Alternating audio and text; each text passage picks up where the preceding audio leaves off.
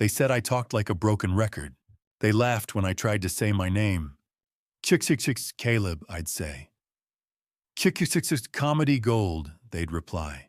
It wasn't the fists that bruised me. It was the echo of my own voice bouncing back at me like it didn't belong. My name is Caleb Reece, and for most of high school, I lived between silence and humiliation. I didn't have friends. Not really. I had Mrs. Drew, the speech therapist, who told me stuttering was a wave, not a wall. I had my notebook where I scribbled rhymes no one would ever read. And I had the back row of every classroom, my sanctuary, where I could exist without being expected to speak. The worst days were the ones with presentations, when I'd feel the heat of 30 eyes on my skin before I even opened my mouth, when my tongue would betray me curling around consonants like they were barbed wire, and then the laughter would come, always from the same mouths: Logan, Sarah, Jamal, and worst of all, Eli Carrington. Eli was beautiful, tall, clean smile, captain of everything, a voice like silk. And when he mimicked me in the hallway, people didn't just laugh, they worshipped him.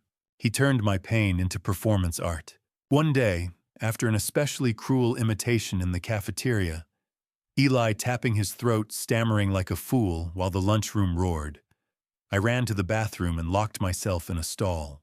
I didn't cry, I just sat and counted the syllables of every word I wished I could say. That night I couldn't sleep, so I wrote. And for the first time, I didn't just scribble rhymes. I screamed through my pen. I wrote everything I wanted to say, every insult, every breakdown, every truth. The page didn't mock me. It listened. That was the night I discovered spoken word poetry.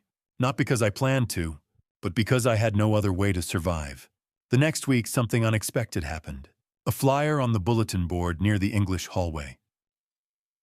Ridgeview High Annual Talent Show. Auditions open. Winner gets 500 plus feature in yearbook.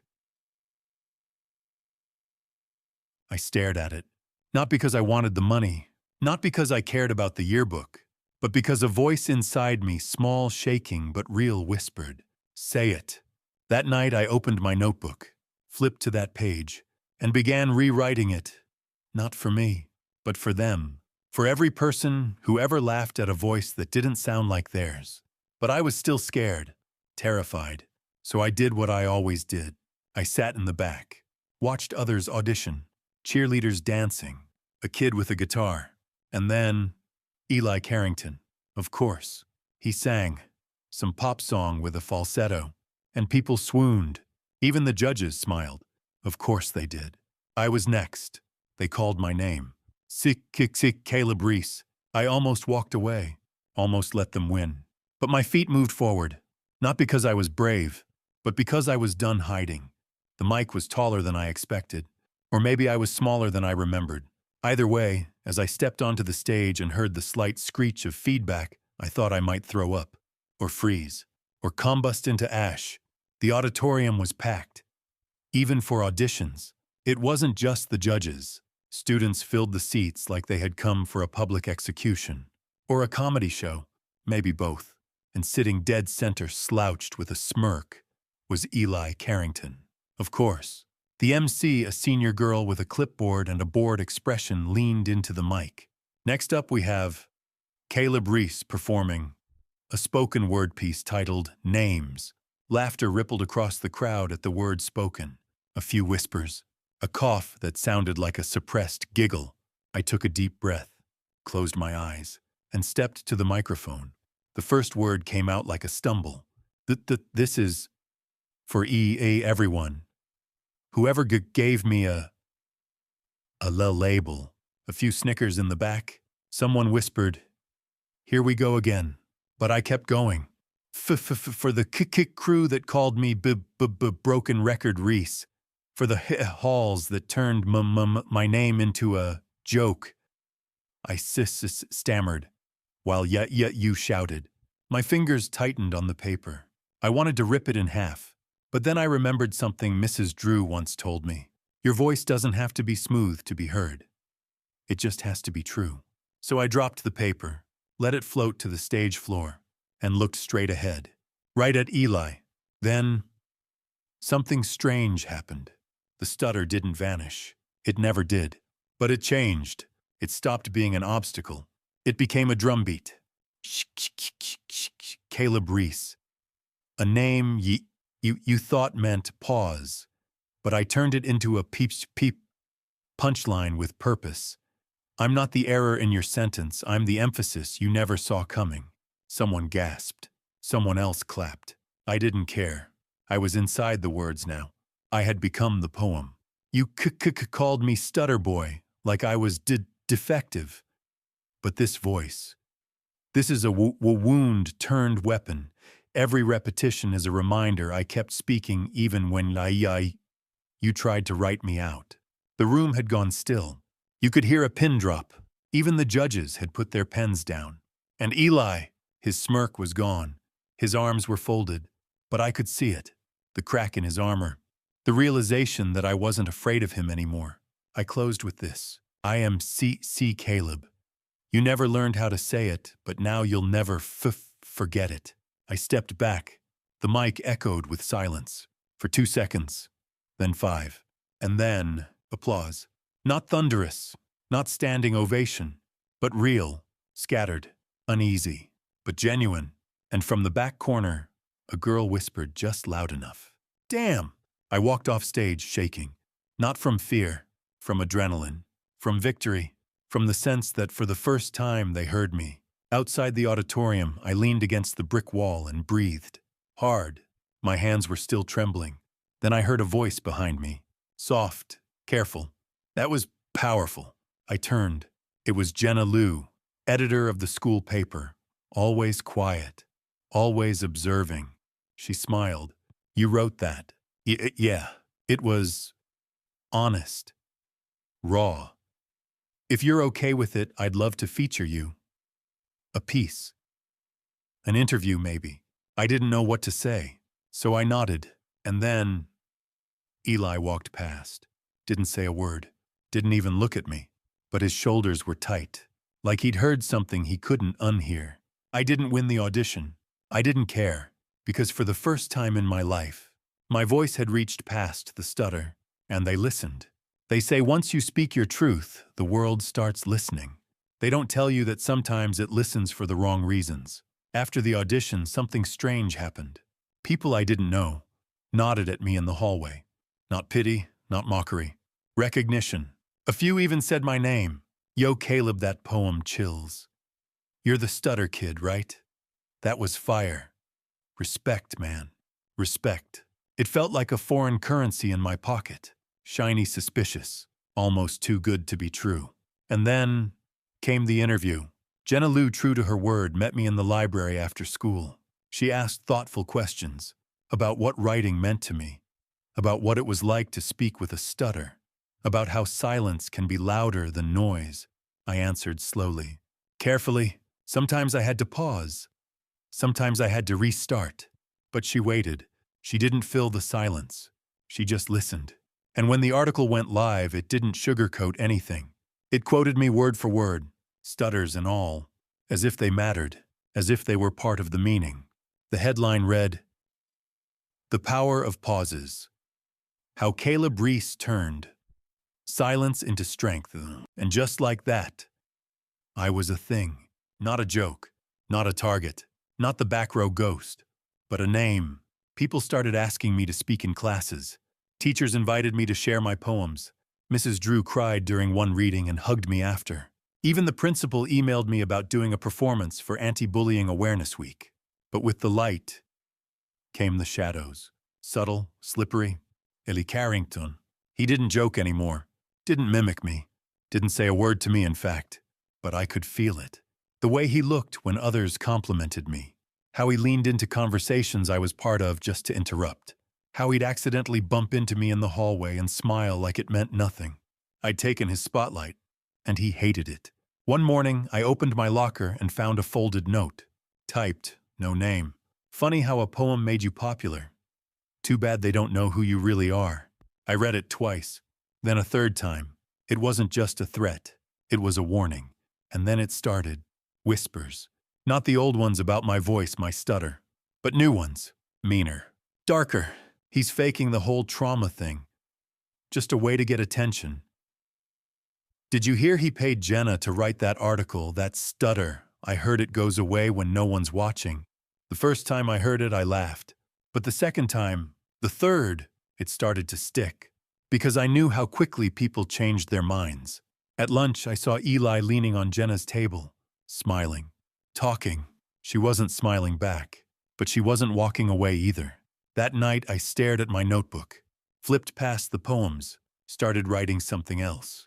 Not art, not performance, just defense. Every insult I'd heard, every rumor, every way people had tried to twist my voice into something fake. Because once you rise, the world waits for you to fall. And sometimes, it's the people clapping loudest who want to push you. You think the worst part of being mocked is the cruelty. It's not. It's when they smile while they do it. When they pretend it's not mockery, just a joke. Just honesty. Just concern. The rumors didn't stop.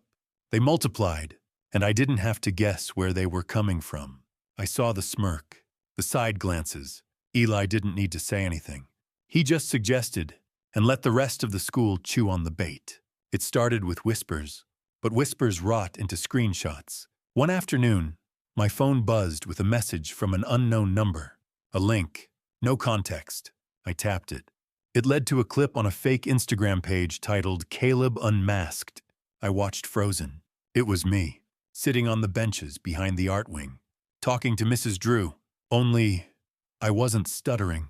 The video was edited, chopped, clean.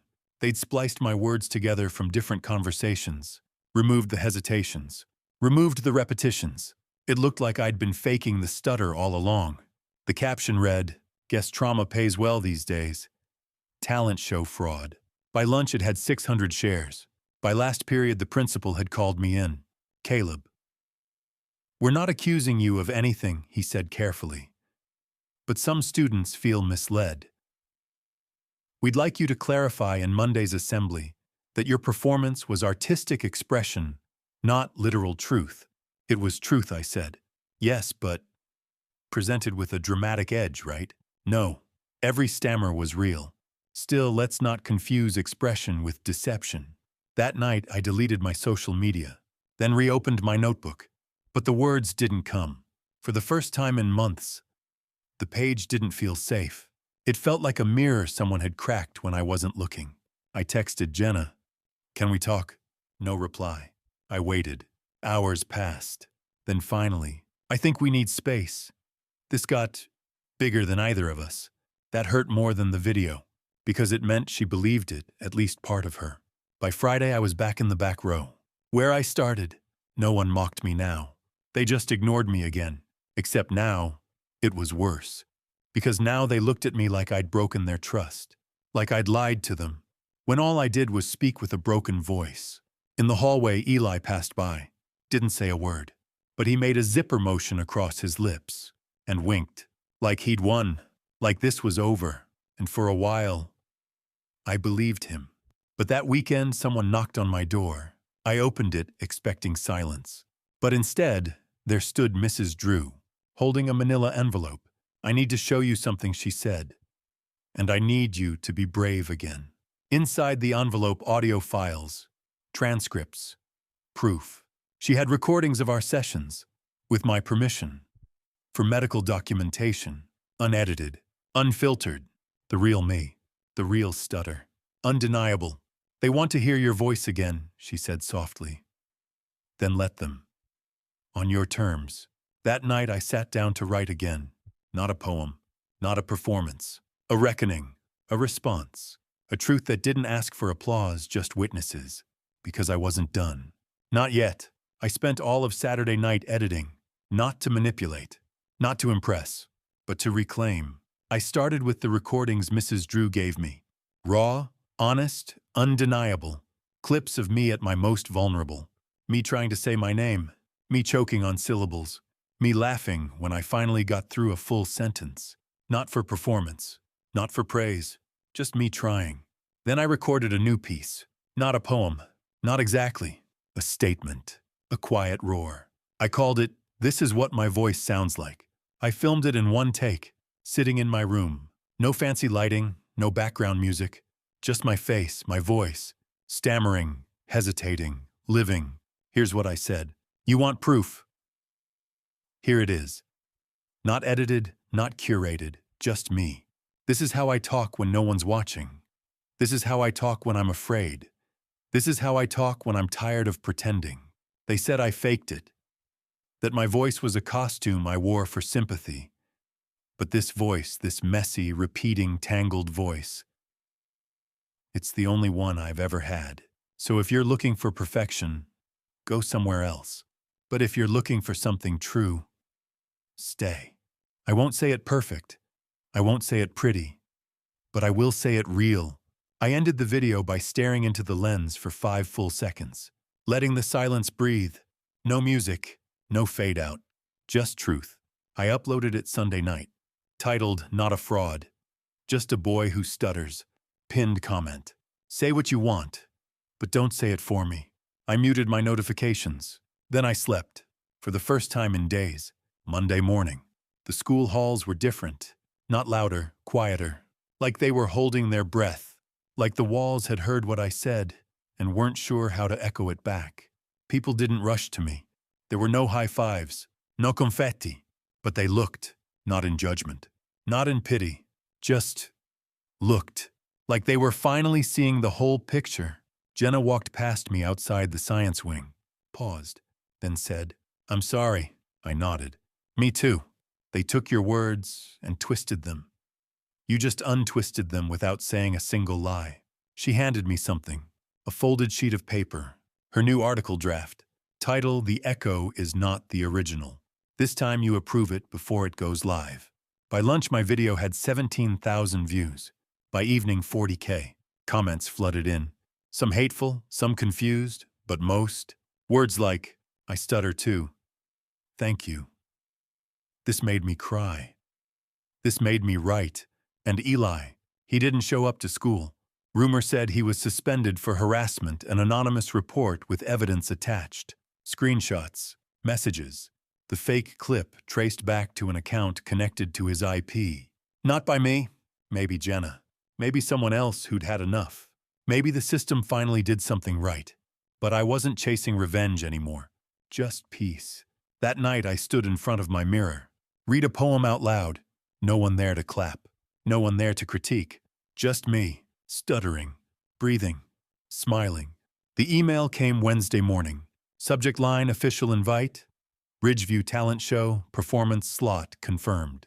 No explanation. No apology. Just a second chance. At first I stared at it, unsure if it was a mistake. After everything, the fake video, the rumors, the silence, now they wanted me back on stage. Mrs. Drew confirmed it in person. The school board reviewed everything. You're cleared. They'd like you to close the show. CQ close? Last act. Headliner. My heart stuttered more than my mouth. Not out of fear, but out of pressure. Because this time it wasn't just about me. I thought about saying no. Thought about staying in the quiet place I had clawed my way into. But then I thought about the kid sitting in the back of the library right now, counting syllables like I used to, trying to survive the laughter. This time, I wouldn't read for applause. I'd read for them. For me, for every voice that still shook in the dark. I spent 3 days writing, tore up the first 2 drafts. The third one stuck. It wasn't angry. It wasn't perfect. It was just honest. I titled it, Permission Not Needed, Show Night, Packed House, buzzing with lights and whispers. A line of acts before me, dancers, singers, magic tricks. Even Logan, one of my old bullies, tried stand-up comedy. He wasn't bad, but his eyes dropped when he saw me in the wings. No jokes at my expense tonight. When they called my name, something shifted in the room. A hush, anticipation, a few claps. Not ironic, just unsure. I stepped out. Same stage, same microphone. But I wasn't the same boy. I didn't clear my throat. Didn't apologize. Just spoke. They used to say I needed permission to speak. That I had to wait. For my turn. For the laughter to stop. For someone kinder to translate my pauses. But here I am. Pausing without guilt. Speaking without asking.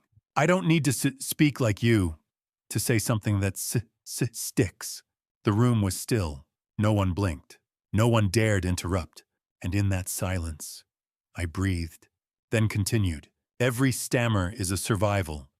Every crack is a cathedral of breath. They called it a flaw. I call it my fingerprint. You won't forget me. Not because I spoke perfect, but because I stopped hiding. I ended the piece looking out across a crowd that no longer pitied me. They witnessed me, not as a symbol, not as a victim, just a boy who stutters and doesn't apologize for it. They clapped. Some stood, some didn't, but that didn't matter, because I stood, unshaken. Backstage, Mrs. Drew hugged me. You didn't just take the stage, she said. You reclaimed it. Later, when I checked my phone, there was a message from a number I didn't recognize. My little brother stutters. He watched you tonight, and for the first time, he said he wants to try public speaking. Thank you.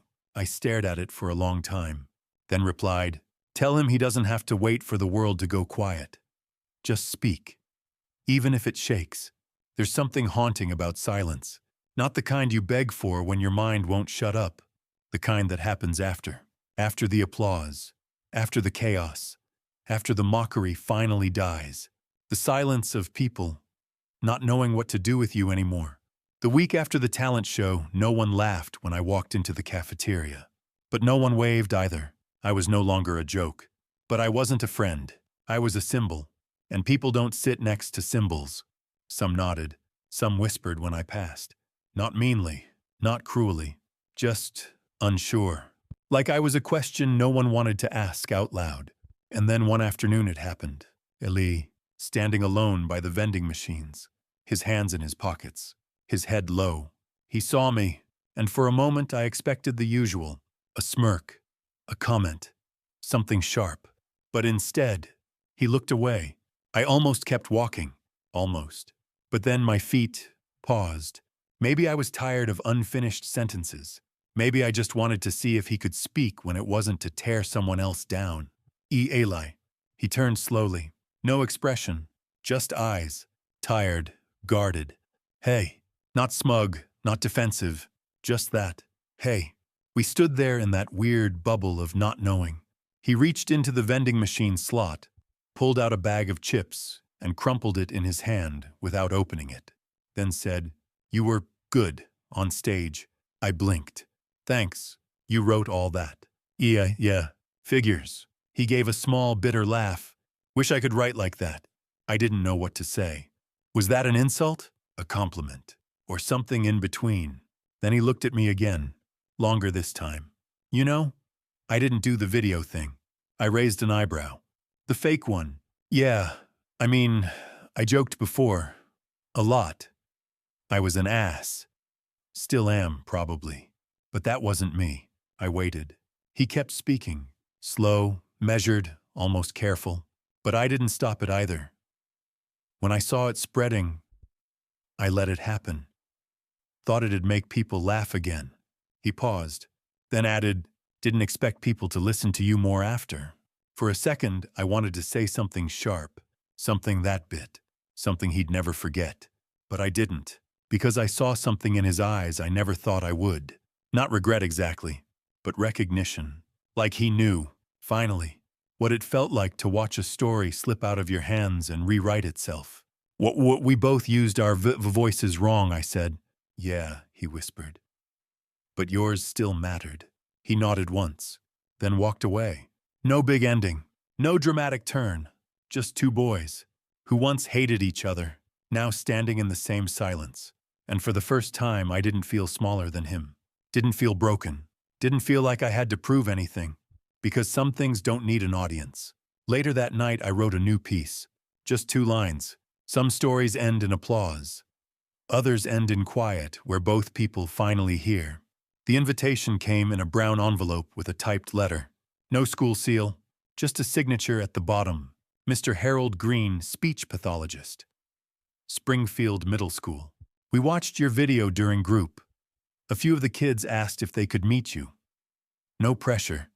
Just thought you should know they saw themselves in you. I reread that last sentence 10 times. They saw themselves in you. 2 weeks later, I found myself in a small, multi-purpose room at Springfield Middle.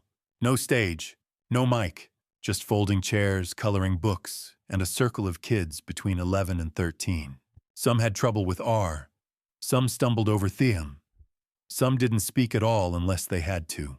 All of them looked at me like I was some kind of myth, and it terrified me. Mr. Green gave me a gentle nod. Say whatever you like, or just sit and talk. They'll follow your lead. So I sat, took a breath, and said, Hi, I'm Caleb. And I stuttered my way out of being afraid. They smiled, not because I was smooth, but because I wasn't. I didn't perform, didn't recite, just talked, told them how scared I was, how lonely, how I thought I had to fix myself to be heard, how I realized I didn't. One boy, Milo, raised his hand. Do you still stutter now? Yeah, but they clapped for you. I smiled. They didn't clap because I was perfect. They clapped because I was me. A girl named Ellie whispered. Sometimes I only talk to my cat because she doesn't finish my words for me. That nearly broke me. So I told her, your cat's smart. Most people could learn from her. She laughed. Not a giggle, not a forced sound. A real laugh. The kind that doesn't need permission. At the end of the session, Mr. Green handed me a stack of folded papers. They wrote these before you came. Letters. Some are messy. Some aren't finished. That's okay. Like you said, not everything has to come out perfect. That night I read them one by one. One said, I think my stutter is a dragon, but maybe now I can ride it. Another, if you can talk on stage, maybe I can talk in class. Another, your pauses sound like mine. I didn't know that was allowed. And then one, unsigned, just said, you're not a hero. You're a mirror. Thank you for letting me see myself. I cried reading that one, not because it hurt, because it healed something I didn't know was still bleeding. I realized I didn't want fame, didn't want stages, didn't even want apologies anymore. I just wanted someone somewhere to know they weren't alone in the stammer. And if that meant reading poems to folding chairs for the rest of my life, I'd do it. There are poems you write for the world. And then, there are poems you write for a person who will never read them, unless that person is you. I was alone in my room. Window cracked. Notebook open. Blank page. Not from fear this time, from peace. I knew this would be the last poem I wrote about stuttering. Not because it didn't matter anymore, but because I had nothing left to prove. I'd said everything I needed to say. Now, it was time to say it to myself. So I wrote, to the boy who counted syllables, I see you, hunched over in the third stall, counting consonants like bruises. I see your tongue betray you and your courage retreat. I see the hands that grip the desk, like it's the only thing keeping you grounded. I see the laughter you pretend not to hear. The teacher's eyes that silently skip over your raised hand. I see the poem you never read out loud, the line you whispered just once, to yourself. Maybe silence is the only thing I speak fluently, but I want you to know you were never broken, only brave. Your pauses, they were percussion. Your repetition, a rhythm no one else could copy. You didn't need a cure.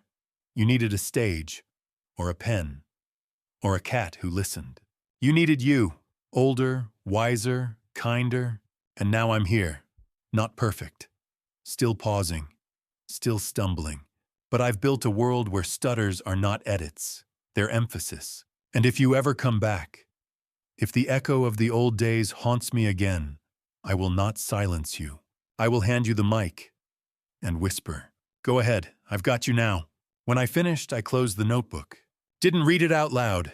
Didn't post it. Didn't share it on stage. I folded the page, slid it into an envelope, and wrote one word on the outside, Caleb. Then I tucked it into the back of my closet, right next to the shoes I wore that first talent show, right next to the version of me who had been so afraid. That was the last time I wrote about my stutter, not because it vanished, but because it no longer needed defending. It just needed room to exist, to breathe, to be. I never became famous. Never signed a book deal. Never went viral again. The world didn't hand me a golden mic and say, "Here, speak forever." But it did pause long enough for me to find my own rhythm. I still stutter. Always will. Some days it's soft, barely noticeable. Other days it drags behind every sentence like a heavy coat I forgot to take off. But now I don't try to hide it. I don't apologize for it. I don't rehearse how to say my own name. People stopped laughing. But more importantly, I stopped fearing that they would. I graduated quietly. No standing ovation. No speech. But I left knowing I'd already said what needed to be said. Jenna and I reconnected a few months later. She gave me a printed copy of our article. The one that started everything.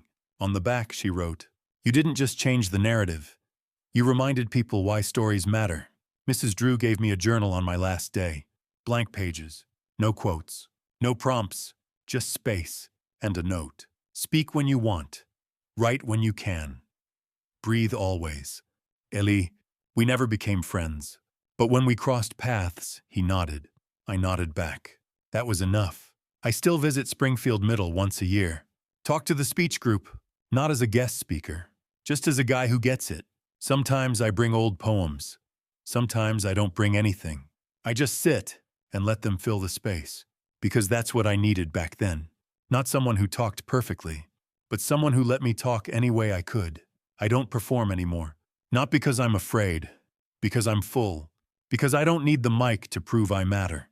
Sometimes I still write, late at night. When the world is quiet, when the old echoes tap on the door, I let them in, and we talk. Not as enemies, as old roommates who've made peace. My name is Caleb Reece, and I stutter. But I don't pause for anyone anymore. Only when I choose to. Only when the words deserve it.